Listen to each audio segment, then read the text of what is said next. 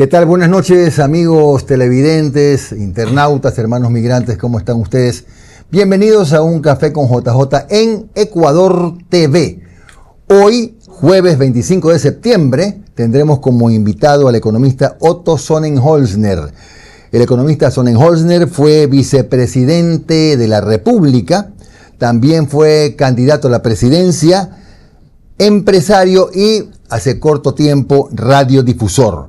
Le damos la bienvenida. Otto, ¿qué tal? Bien, Jimmy, gracias por la invitación. Encantado de estar en Ecuador TV. ¿Cómo anda la vida fuera de toda la parafernalia de la vicepresidencia? Con bastante trabajo igual, gracias a Dios, Jimmy, dedicado a mis cosas. Eso es lo bueno. ¿En qué se diferencia este paro que estamos viviendo hoy, que ciertamente ha bajado de nivel, pero tampoco uno se puede sentar y relajarse, al paro que ustedes tuvieron que enfrentar en el gobierno de Lenín Moreno? Algunas cosas, diría yo. La principal es que ya el país viene hablando al menos 6 años de este tema de los subsidios a los combustibles y veo con buenos ojos que cada vez más personas asimilan esta discusión y comprenden que, si bien es cierto existe una afectación, un impacto de la medida, también tienen claro que no ha servido para mayor cosa en 50 años y que deberíamos a estas alturas tener la capacidad como sociedad de encontrar mejor destino para esos recursos. Eso es una gran diferencia. ¿Y por qué te digo esto, Jimmy? Porque si tú sumas el dinero que el Ecuador ha gastado en subsidiar combustibles fósiles los últimos 50 años, llegas a más de 70.000 millones de dólares. Claramente, sí. Y lo equiparas con la deuda pública. Entonces, en resumen, nuestro país ha sido un país que toma deuda para subsidiar combustibles fósiles. La pregunta que nos tenemos que hacer, en mi opinión, es: ¿sería nuestro país un mejor país si esos 70.000 millones, 80.000 millones de dólares hubiesen sido invertidos en infraestructura, en desarrollo rural, en educación, en salud, en vez de haber sido gastados en quemar diésel? Esa es una pregunta que nos tenemos que hacer con honestidad. Y la dirigencia social que hoy llama a estas manifestaciones, ¿ya?, si tuviesen en su corazón, en su causa realmente el interés de mejorar la calidad de vida de los más desfavorecidos, no estarían discutiendo si se sostiene una medida que ha favorecido históricamente más a los que tienen que a los que necesitan, Claro que sino estarían discutiendo con el gobierno respecto a las compensaciones. Y ahí déjame marcar la segunda diferencia, claro, que es fundamental, que la voy a separar en dos partes. La primera es que el momento político del presidente Noboa es bastante mejor que el momento político cuando en el gobierno del cual yo fui parte tomamos esa decisión que sabíamos que era impopular. Puntualmente, ¿en qué es mejor momento? En dos cosas. Él acaba de ganar una elección con contundencia hace pocos meses. Sus niveles de aceptación son significativamente mejores que los que eran del gobierno en el 2019. Y el otro tema que te digo que es importante es que, si bien es cierto, nosotros también buscamos implementar compensaciones que incluyan incremento del bono de desarrollo humano en $15 y sus beneficiarios, incremento del salario básico, compensaciones al sector rural, al sector productivo, una infinidad al transporte público, una infinidad de compensaciones que tratamos de presentar. Te diría que en esta ocasión el gobierno lo ha comunicado con mayor eficiencia y me da la impresión que ha llegado más rápido con las compensaciones, Claro. porque yo lo veo al presidente en los lugares donde se supone que hay conflicto, lo veo con las manos Llenas. llegando Así con es. algo que ofrecer. Pero yo también fui a las comunidades donde había conflicto, iba a dialogar. Claro. Es más difícil, él va ya con la solución. Claro. Entonces, la discusión, Jimmy, si de verdad a esta dirigencia le preocupara el bienestar de los ciudadanos más vulnerables, debería de estar en el destino de esos recursos. Porque al final del día, ¿qué están reclamando, Jimmy? Están reclamando que nada cambie. ¿Sí? Están incendiando el país una vez más para que nada cambie. Es decir, dice, estamos mal, nos va pésimo, no hay salud, no hay educación, no hay atención en la seguridad social, no hay nada, ¿verdad? Pero salimos a incendiar las calles para que sigamos así. No hace sentido, pues, Jimmy. Entonces, evidentemente, a mí eso me levanta sospechas. Claro, pero Otto, entonces, aunque ya es un poco llover sobre mojado, les fallaron los cálculos a ustedes, los tiempos, porque tuvieron a lo mejor que prepararse para esta reacción respondiendo como lo ha hecho ahora Noboa, ¿no? Fallaron los tiempos en términos de poder comunicar adecuadamente y poder llegar rápidamente con lo ofrecido. Pero luego se corrigió. y en el mismo mes de octubre del 2019 emprendí una cruzada prácticamente con otros ministros y otros miembros del gobierno de visitar todas las comunidades de donde habían salido los manifestantes y hablar directamente con ellos, sin la intermediación de estos dirigentes que tienen otros intereses detrás del llamado a movilizarse. Tienen intereses personales, electorales, económicos, no tienen en ningún caso, salvo honrosas excepciones, realmente en su interés mejorar la calidad de vida de la gente, porque si no la discusión fuese la del destino de los recursos, que fue la discusión que tuvimos con las comunidades, ¿ya? En Cangao, en Tigua, en Peguche, en El Galpón, en tantas comunidades a las que fuimos, docenas de comunidades, hablamos directamente con la gente, no para ir a confrontar, no para ir a generar caos, sino para irlos a escuchar, sin esa mala intermediación. Y luego pudimos implementar el sistema de bandas, Jimmy, que le permitió al país liberar un rubro significativo de subsidios a los combustibles en alrededor de un año que estuvo vigente, porque después el presidente Lasso en octubre del 2021 congeló esa medida. A pesar de aquello le hicieron el paro, 6 meses después, para que veas que lo de los combustibles nunca es la causa, sino la excusa. ¿Y qué pasó en 2020? Porque esto es importante decirlo. ¿Qué pasó con el dinero que se logró liberar de subsidios? Se utilizó todo, hasta el último centavo, en las compensaciones en pandemia para la gente que no tenía qué comer. Se entregaron meses de bonos de emergencia de más de $120 a decenas, si no centenas de miles de familias, que si no tomábamos la decisión de las bandas de los combustibles, no hubiésemos tenido cómo hacer llegar ese dinero a quien lo necesita. Claro. Así ocurrió. Esa es la realidad. Ahora, esa debería de ser la discusión. La gente dice, si no hay medicina en los hospitales, bueno, ¿sabe qué? Forcen un fondo para que un porcentaje de la eliminación del subsidio garantice la compra de medicina. Claro, porque el problema es ese, sí, efectivamente, y coincidimos. Estábamos en la mañana en un café con JJ analizando un tema. Importamos el 90% del diésel, no podemos ni producir. Una nueva refinería cuesta $4.000 millones y por supuesto a algunos se les eriza la piel. Pero si hemos votado $70.000 millones, resulta como llamativo que ese sea el tema de discusión, si hemos votado a la basura $70.000 millones. Jimmy, tantas cosas en las que se podrían haber utilizado mejor esos recursos. La lista es infinita. Yo me niego a creer que no hay más capacidad, más honestidad intelectual, más sinceridad ideológica en proponer un verdadero destino a esos recursos, porque ahora la otra muletilla es: esto es una decisión neoliberal de derecha. No conozco un país socialista o socialdemócrata, con la excepción de Venezuela, en donde evidentemente ha fracasado la medida, que tenga niveles de subsidios como los que tiene el Ecuador. Todos dicen admirar los modelos socialdemócratas o socialistas escandinavos de los países nórdicos. ¿Usted ha visto cuánto cuesta la gasolina en Noruega, que es un mega productor de gas y de petróleo? No, la gasolina en todas partes es $8 el galón. ¿Sabe por qué?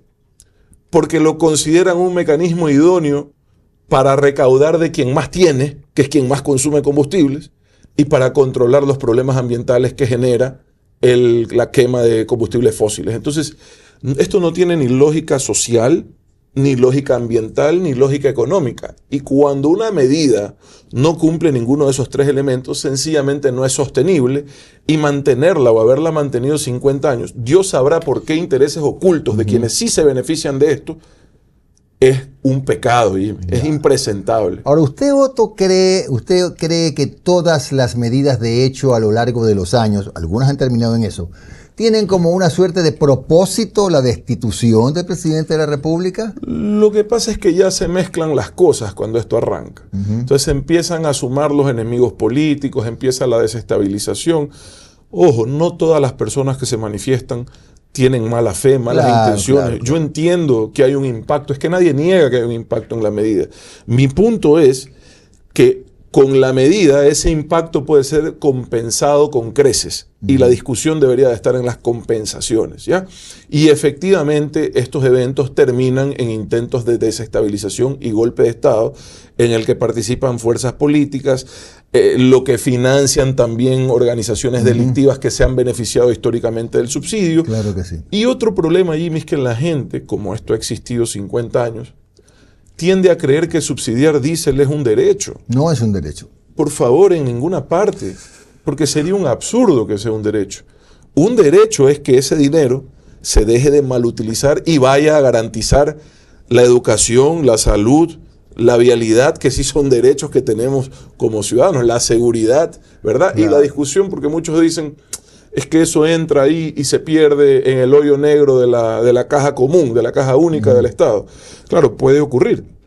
Pero entonces discutamos la creación de fondos de uso específico de esos recursos. Claro. ¿Ya? Mira, Otto, si no hubiéramos votado esa plata, 60.000, 70.000, hasta 90.000, he escuchado. Es que ya depende de cómo Es quieras posible. hacer el cálculo. Claro. Le puedes poner los intereses, el costo Claro que financiero, sí, la evaluación claro que sí, claro que puedes sí. llegar a 90.000 fácil. El único hidrocarburo subsidiado que se mantiene todavía, aparte de un pequeño tramo del diésel, El gas. es el gas. Ujú. El problema es que de uso ahí doméstico. sí no se puede levantar el subsidio porque costaría pues una barbaridad. Pero, ¿cuál es el problema? El problema, regresamos a lo mismo. Si hubiéramos destinado un poco de dinero de esos 60.000 millones y hubiera habido voluntad política, ya estaría el campo de amistad produciendo y seguramente con eso podríamos tener un gas barato. Mira, Jimmy, el gas debería de costar, el costo real comercial en Colombia y Perú es de casi 10 veces lo que se vende aquí. Así es. Y eliminar ese subsidio tendría un impacto muy duro en los hogares que consumen ese gas para uso doméstico. Claro. Pero se debe de subsidiar solo el gas de uso doméstico, Así en mi es. opinión. Ya. Todo lo demás está de más. Y te diría que se debe, inclusive en algunos casos, considerar a nivel de cupones, entregar uno gratuito al mes, para que a nadie le falte para cocinar. No sé si me explico. Se Ojo, explica. la iniciativa de las cocinas de inducción no era una mala iniciativa tampoco. Pero, Mal implementada en un país en donde, sobre todo en las zonas populares, no hay infraestructura eléctrica para ese tipo de demanda. ¿Ya? Esa es la realidad. fue una mala inversión en ese momento. Porque si tú llegas a una casa sencilla, humilde, de cualquier comunidad de nuestro país, con las justas tiene un medidor. Peor va a tener una instalación trifásica o los cables adecuados o las condiciones para poder recibir una demanda de energía de ese tipo. Claro. Pero prefiero 1000 veces equivocaciones tratando de cambiar algo que está mal Claro. a insistir en lo que no va a servir. Así es, ¿Ya? Otto. Bueno, vamos a hacer una pausa. Regresamos después con el ex vicepresidente Otto Sonnenholzner para analizar qué puede pasar con la Asamblea Constituyente, qué deberíamos cambiar si cabe, ¿no? Hay 15 minutos para conversar del tema. Volvemos con Otto Sonnenholzner.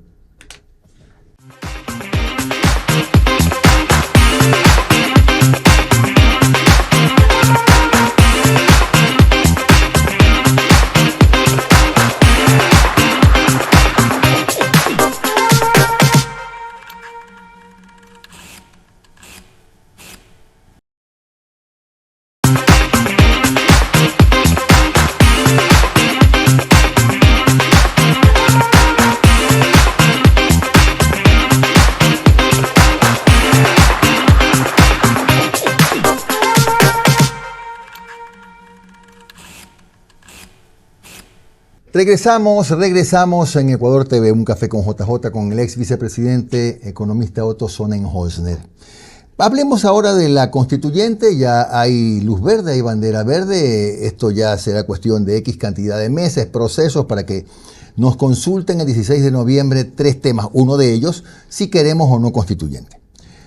Esa es la pregunta, Otto. ¿Qué deberíamos aspirar de una nueva constituyente? Más allá de que yo siempre dejo a salvo un tema. Siempre me pareció, yo impulsé en su momento el voto nulo, siempre me pareció con demasiadas normativas. Era una constitución que se metía en todas las endijas. Pregunto, ¿qué le hace falta a la próxima constitución para que no parezca plan de gobierno? Claro, coincido con esa apreciación, Jimmy. Efectivamente, uno no puede tener una constitución que esté ajustada a un proyecto político, porque los partidos cambian en las elecciones y las constituciones deberían de tener la capacidad de darle un marco institucional al país, al Estado, independientemente de la ideología o la tendencia del gobernante. Esa es mi opinión. Entonces, la Constitución debe de garantizar derechos, sin duda, los derechos humanos más fundamentales y los derechos en los cuales el Ecuador existe consenso, en mi opinión, independientemente de a quién le preguntes.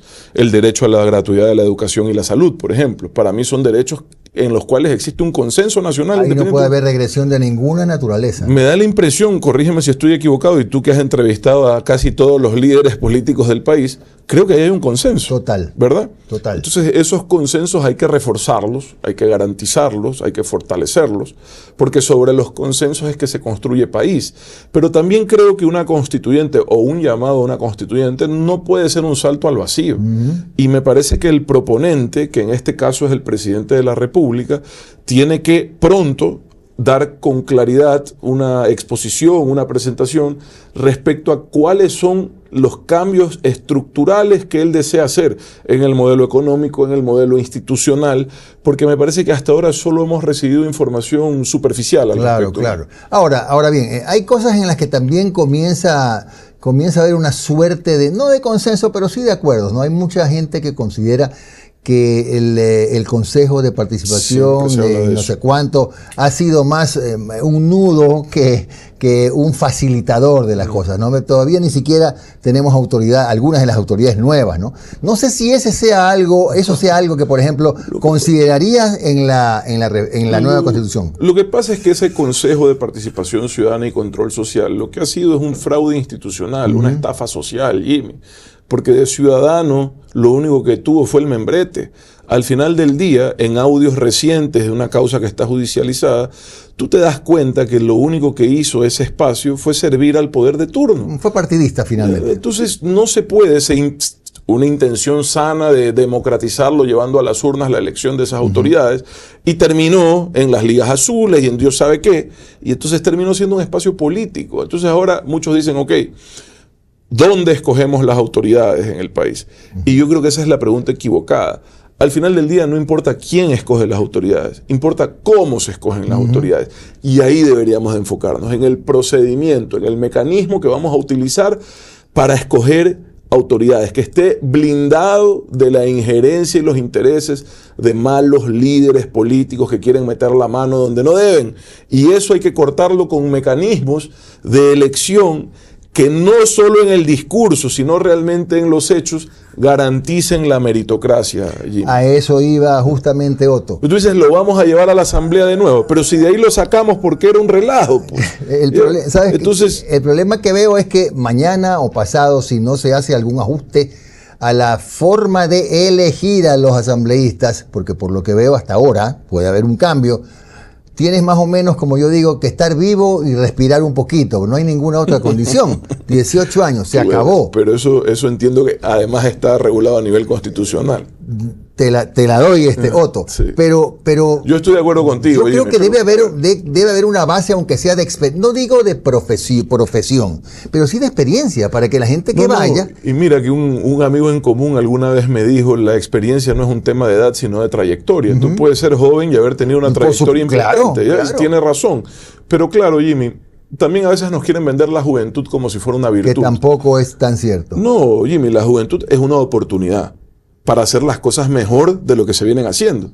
Porque si tú eres joven y vas a repetir las mismas viejas y malas prácticas de siempre, de nada te sirvió haber nacido unos años después, ¿verdad? Entonces, creo que el desafío es en todo, en la participación política, poder tener una vara un poquito más alta y sobre todo que la gente correcta, la gente preparada, se anime a meterse en política. Jimmy, tú sabes lo difícil que es dar un paso al frente y participar en política cuando tienes tu camino profesional, cuando tienes tu vida con éxito laboral. Es difícil dejarlo uno para ir a lo otro, ¿verdad? Yo en lo personal no me arrepiento de haberlo hecho, pero reconozco que es un camino complicado. Es que si no está normada la llamada meritocracia, habría que confiar en que los partidos políticos hagan un examen de conciencia y de responsabilidad y que escojan. Yo sé que es muy difícil, pero es que no quedaría otro remedio. Si eso no se regula en la normativa, en el reglamento de la Asamblea, tendrán que hacerlo los partidos. Tendrán los partidos no sé cómo decirlo, pero la decisión de escoger no al amigo o al que más lo ha acompañado, al que le conteste el teléfono. O al que más seguidores tiene en redes sociales. Exactamente, sino a alguien que verdaderamente vaya a aportar a la constituyente. A ver, Jimmy, pero primero tendríamos que tener partidos. Claro, también. ¿Ya? Porque la verdad es que hay que empezar por el principio, ¿no? Y el principio es que en el Ecuador los partidos son, en su mayoría, instituciones que básicamente se encienden como focos de Navidad cada vez que hay una elección y se apagan luego, y atrás de eso hay muy poca discusión sobre los problemas del país, sobre las soluciones a esos problemas. Para eso están los partidos. Así no estén en el poder. Sobre todo cuando no están en el poder, tienen que ser esos críticos constructivos que opinan de forma consciente, con honestidad ideológica, sobre los problemas del país y dan soluciones. El tema es que tenemos partidos que lamentablemente son solo electorales, vehículos y que electorales, se activan en efecto en los días previos, ¿no? Pero ahora el otro asunto que hay que analizar bien es, ¿no será que también es responsabilidad no de este gobierno, de los gobiernos, del Estado en general, el hecho de no haberse preocupado porque los partidos formen a la gente? Lo que pasa es que usted sabe, Jimmy, que ha existido los fondos de partidos para formación específicamente, y hemos tenido casos, desgraciadamente, en los que ciertos malos líderes han destinado esos recursos para lo que no son. Es verdad. ¿Ya? Hasta cirugías plásticas me parece que en algún momento se han pagado con esos recursos. Entonces, me apena que el comportamiento equivocado de unos pocos termine minando una política pública que es necesaria. Porque ante la opinión pública se termina diciendo, ese dinero mal utilizado no lo tenemos que seguir dando a los partidos políticos. Y yo creo que alguien tiene que, porque tú sabes que los partidos no producen económicamente nada, sobre todo pues si los manejas con honestidad, alguien tiene que financiar la capacitación, la formación, la preparación de los futuros líderes del país, y debería de ser en los partidos. ¿Usted tocaría los derechos de la naturaleza en una nueva constitución? Mira, no los tocaría, pero Jimmy, están solo en papel. Porque si tú te pones a ver, con esta constitución vigente, el desastre ambiental de la minería ilegal ha tomado cuerpo en el Ecuador. Y yo, que recorro el país por trabajo, a mí me da tristeza ir a Zamora Chinchipe, por ejemplo. Me da tristeza. Es una devastación total. En Napo, 3/4 partes de lo mismo. Ponce Enrique, en el límite de Azuay y el Loro. En cambio hay distribuidoras de tractores y todo que están repletas de maquinaria, ¿no? Pero entonces, ese es el negocio. Pero entonces, Jimmy, independientemente del negocio, ¿dónde está la garantía de los derechos de la naturaleza? Y cuando quieres hacer un proyecto de minería formal que respeta la ley en el Ecuador, no te dejan hacerlo. Y el otro problema, entonces, Otto, no sé si... Y perdóname, ahí vas a entender por qué no te lo dejan hacer. Porque donde hay un proyecto de minería formal, salvo honrosas excepciones, donde creo que no se debe hacer, ya porque son zonas sensibles, pero donde se pone un proyecto de minería formal, se acaba pues la minería ilegal. Y son los mismos mineros ilegales que financian las acciones en contra de esas empresas y las expulsan de los territorios. Y también al revés, Otto, porque por ejemplo hubo aquí el proyecto Río Blanco, que debes recordarlo en Molleturo, si no me equivoco, pero que había inversión, etcétera. No voy a entrar en detalles, pero no se hizo finalmente. Pero hoy eso es zona de minería ilegal. Totalmente, pues Jimmy, yo ya lo he visto. Yo no sabía mucho de minería, me metí en este tema cuando vimos el primer foco grande de minería ilegal en la Merced de Buenos Aires, en Imbabura. Hoy eso es un desastre, de ahí sacamos en su momento más de 5.000 mineros ilegales. ¿Qué ocurre ahí? Vino una empresa, se llamaba Hanrin, australiana, hace toda la inversión, que es importante y dura años, en la prospección y la investigación. Y una vez que dice, encontramos la beta, como dicen, ya vamos a trabajar ahí, de repente protesta ambiental. Los expulsaron con violencia, ¿ya? Supuestamente en defensa de la naturaleza, y 3 doritos después, como dice el meme, ahí estaba el foco más grande de minería ilegal en el Ecuador. ¿Volviste a ver protesta ambiental ahí? No. Nunca. Lo de Molleturo es interesante. Yo respeto y entiendo como el que más la posición de los azuayos en el tema de la minería. La respeto y la entiendo como el que más. Entiendo la discusión sobre este nuevo proyecto allá, Loma Larga. Sí. Porque dicen que puede afectar las fuentes de agua. Yo tendría que ver los informes para poderlo avalar. Pero comparto la idea de que hay zonas donde no se debe hacer minería. Bueno, explícame tú cómo Molleturo, que era un proyecto de minería bajo tierra, con túnel, como Río Blanco, cómo contamina el agua de Cuenca si está a 1.500 metros más abajo? Imposible. Claro. Pero además la minería formal tiene prohibido el uso de mercurio y cianuro, a diferencia de la minería informal que hoy, como tú bien resaltas, se lleva a cabo ahí. Así es. Otto, se nos acaba el tiempo y la pregunta más antipática, ¿regresas a la actividad política, candidatura, analizas la candidatura a la constituyente? No, Jimmy, en este momento no está en mis planes, estoy dedicado.